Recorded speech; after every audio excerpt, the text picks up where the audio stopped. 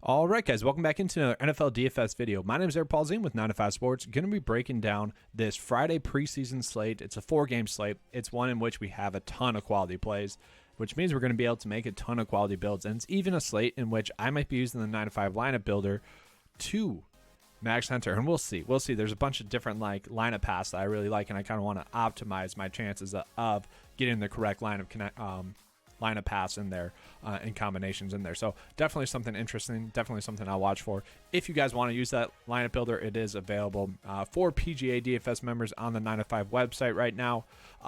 We'll see. I'm still kind of working out the kinks as to how I want to set up the NFL content on 9to5sports.com. My overall thinking is that as long as you guys keep liking and subscribing to the channel, as long as this channel continues to grow, I'm going to keep producing and putting out content daily for the NFL season. So keep that up, guys. I appreciate that. And if you haven't yet, give that thumbs up. That helps out the video a lot. But let's get into the slate. I think it's one we can attack. I'm going to go through it game by game. So we will start off with the Buffalo Bills. Now, I do want to, say that the Panthers are going to play their starters into the second quarter, which might make the Buffalo Bills players that I'm about to mention not as good. So we'll have to kind of play that by ear.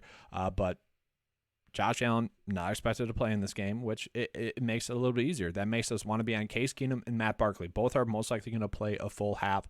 Now, I like Case Keenum a little bit more. It's really kind of, what do you want to do? Do you want to have Case Keenum going against starters with his backups, or do you want Matt Barkley going against backups with backups? That's kind of your decision, and maybe we don't even have to play a Buffalo Bills quarterback, but with how good the Bills looked last week, I kind of think you would want some exposure to kind of both of them. If I had to choose one, it would be Case Keenum. From there, at the running back spot, it is kind of a loaded running back room. The Buffalo Bills running backs really broke the slate last week. Duke Johnson did well. Zach Moss did well. Actually, basically all of them did well. So for this game, I don't really think we're going to see much of Devin Singletary. I don't know why we would see a lot of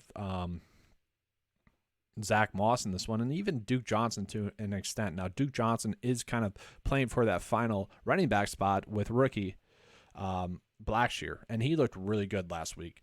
And he would kind of be the one running back that I would go out of my way this week to play if I was trying to play a Buffalo Bills running back, because he was flashy. I mean, he looked good. You could tell the playmaking ability was there, and he is someone that I kind of think could make the team as a special teams player as well. So that kind of gives him the upper hand on Duke Johnson. Now, Duke Johnson could be in play as well, but I think we're more guaranteed to get Blackshear into some playing time. So those are the players I'd be looking at kind of running back wise for the Buffalo Bills. But I also could see a little bit of James Cook. I could see James Cook in like the first quarter here. From there, receiver-wise, I do really like Khalil Shakir. We'll see if that's right. But he has looked good on field. I mean, the Bills were hyping him up this whole preseason, and he's really backed it up on the field. He continues to look good.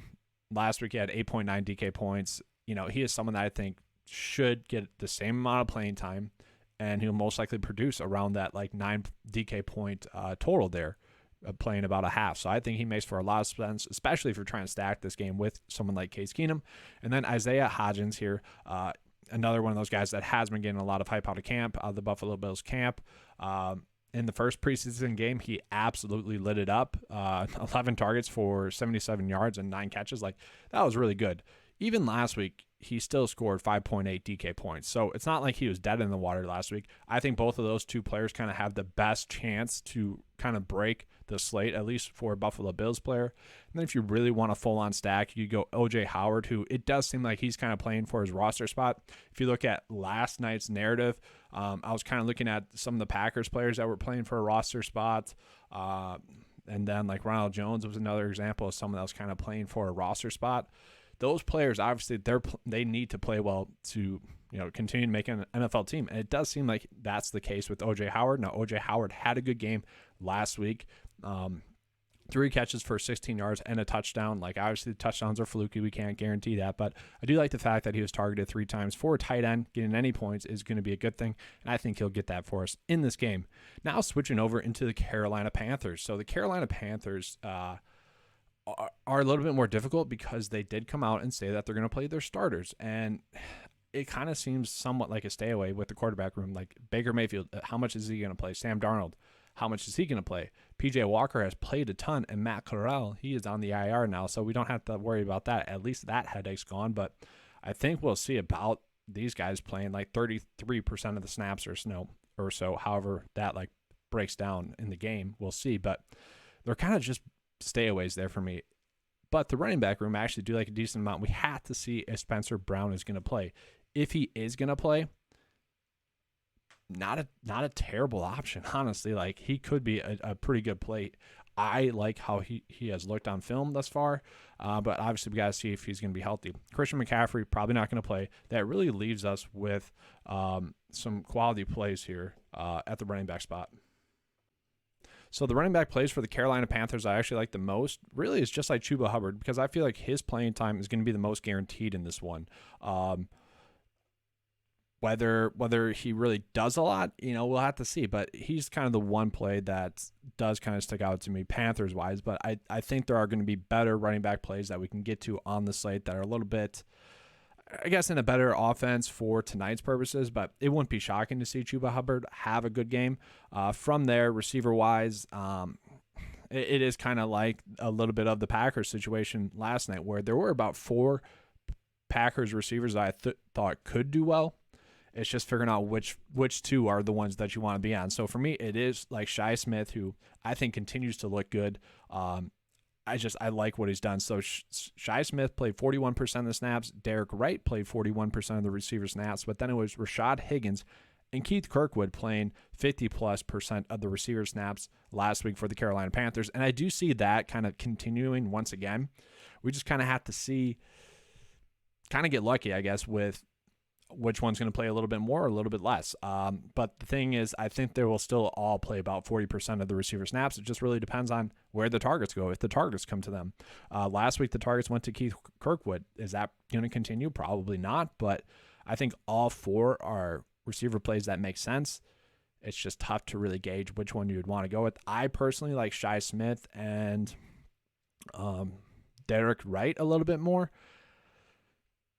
But it's trying to get lucky there. That's all that is. So you guys can kind of play which ones you want from there. And then getting into the next game here. So the Seahawks versus the Dallas Cowboys. So the Seahawks, it does seem like Drew Lock is going to play a lot in this one. Probably play about 3 quarters. Geno Smith is going to start because while Geno Smith didn't look good last week, so he does need to get those reps as well. But it does seem like with Drew Lock missing last week, they want to get him a lot of reps in this one. So he'll probably play about 3 quarters, and then we might see a little bit of Jacob Eason, but I think they want to fairly assess his quarterback situation. So if we get 3 quarters out of Drew Lock playing against some backups, we know he's going to be a little bit risky of a quarterback. And so he'd be someone like I don't mind. Like he might have a couple of INTs, but he'll probably score a touchdown. At the running back room for the Seattle Seahawks, it's very interesting, just given the fact that Travis Homer has looked really good. So has DJ Dallas, and Darwin Thompson looked really good last week. All of them, you can tell, are mentally focused, mentally trying to make this roster, and they are fighting for it. Like Travis Homer looked good, very much one cut and up the field and looked good doing it. You have DJ Dallas, who just continues to look solid. But then you have Darwin Thompson played basically the whole second half, and looked good doing it. Like a lot more running than I thought he would have. Had a very nice touchdown. He's someone that should get used in the passing game a little bit more, have a couple more receptions. But all 3 of them are firmly in play. I think Darwin Thompson just playing against backups more. And game flow wise, it shouldn't really matter. If they're winning, he'll run the ball a little bit more. If they're down, he might get 3 catches for 30 yards. Like I think his floor is a lot higher. Receiver-wise, there are a decent amount of receiver plays for the Seahawks. Aaron Fuller and Bo Melton both got targeted a ton last week. Fuller 10 times, Bo Melton 11. I should say targeted. Like there was a lot of plays in which these passes could not be caught. But Bo Melton has been someone that has casually impressed me, given the fact that he's been playing a lot as well. I think Bo Melton makes a lot of sense on the slate, especially if you are playing Drew Lock at that quarterback spot. I like him a lot. And then D. Eskridge, their first pick last year in the draft, is finally healthy to play in this one. Now, I think my thought process for this is going to be a lot like Christian Watson last night, where if he's healthy enough to play, he'll play a lot.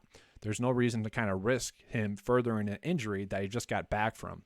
And so, like, why risk it? So if he is going to play, I think he'll play a decent amount. So he'd be someone I don't mind as well as a play. From there, tight end wise, not too much that I love there.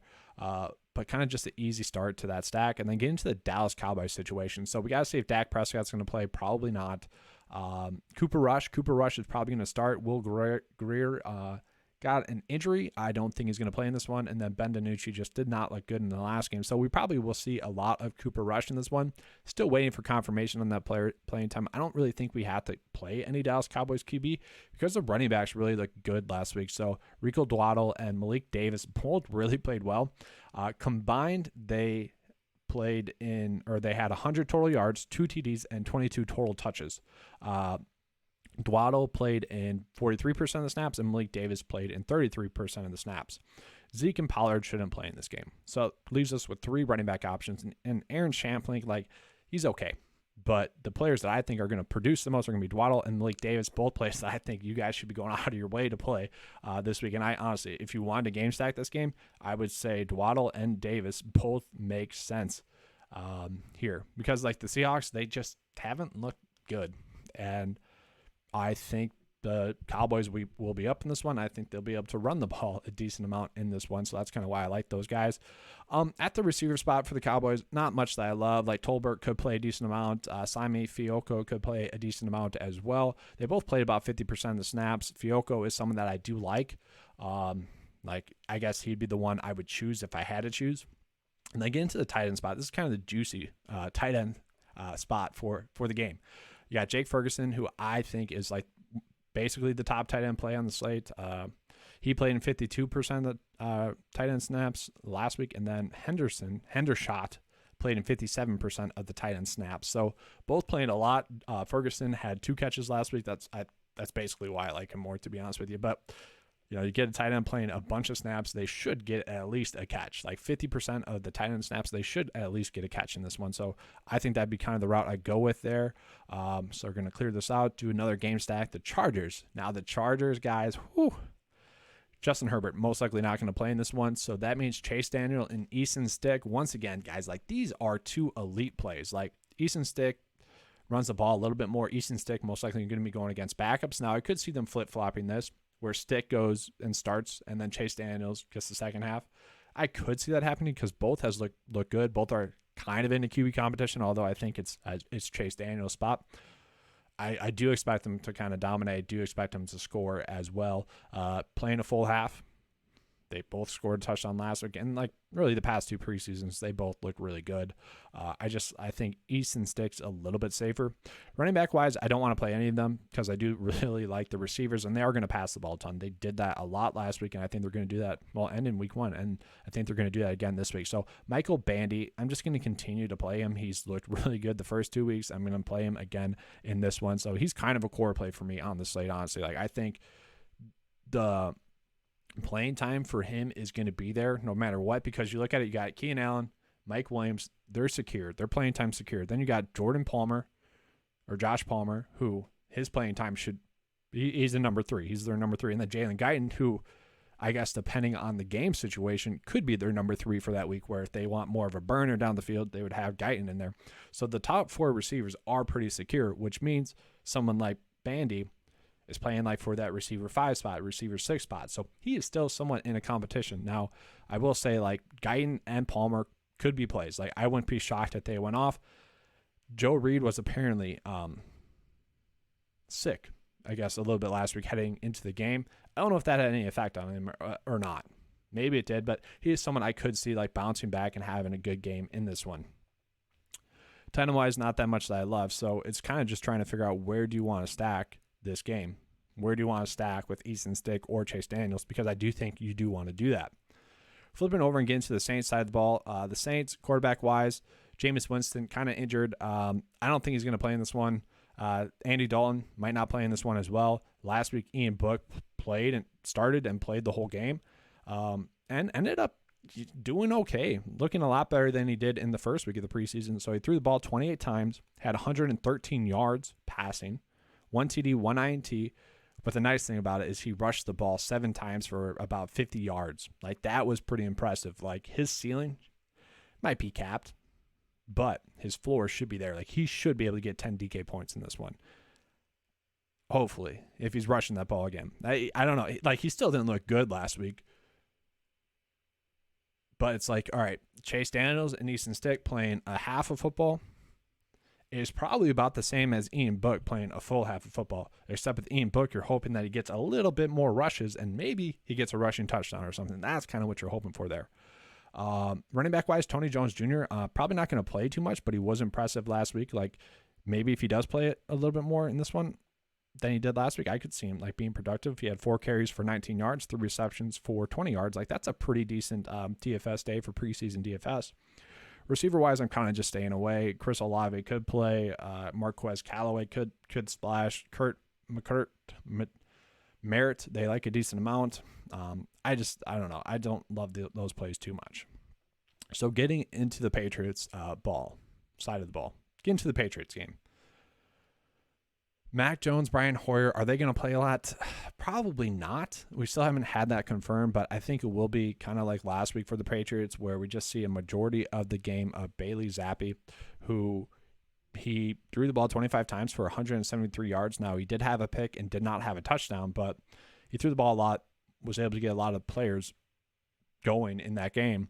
And because of that, I think he makes for a great stack. And if he throws a touchdown, if he gets a touchdown, then he's going to be a solid play. So I'm going to put him in there at the quarterback spot. From there, the running back spot, like I don't see Harris playing a lot. Damian Harris. I don't see Stevenson playing all too much. And I don't see Ty Montgomery playing all too much, although he could be a decent play. And I kind of bring that up because if you guys haven't seen, Ty Montgomery is most likely going to be in that James White role. From there, like, J.J. Taylor makes a lot of sense. I don't want to say he like looked like the best running back for the Patriots last week, but I guess I will say that because he had the best opportunity to look like the best Patriots running back just on some of the plays and whatnot, but he did come through and actually like produce. So like J.J. Taylor does make a lot of sense. He didn't even get used in the passing game at all last week, which I think he will in this one. And then Perry Strong. I think he is firmly beat out Kevin Harris. Kevin Harris does not look good. Perry Strong has had moments where he has looked good. He is someone where I could see him having a solid game in this one, so I do want to chase kind of that upside with him. And then receiver-wise, guys, this is where it gets difficult. It really does, because Wilkerson is out, and I already kind of mentioned, like, Wilkerson is kind of just a natural replacement for Jacoby Myers, where Trey Nixon is kind of the natural replacement for Wilkerson. Now, Nixon has looked good. He's been getting open a lot. He had 8 targets last week, was able to produce, once again, 11.6 DK points last week. I think he's going to be solid again. Like, the playing time should be there for him once again. And then little Jordan Humphrey, I don't think he really looked good with the Saints. But last week was kind of his first week in which I was like, okay, this guy is playing well. Like, he looks good. He has that burst that you'd want to see out of an NFL receiver. And I was actually very impressed with him. It was very shocking to me that he was playing that well. He had 12.1 DK points, had a decent amount of targets in that one. If Humphrey, Jordan, or Nixon had the most amount of targets in this game, that would not shock me. I'm kind of expecting that. So, like, naturally, stack-wise, I really do like kind of a stack like this.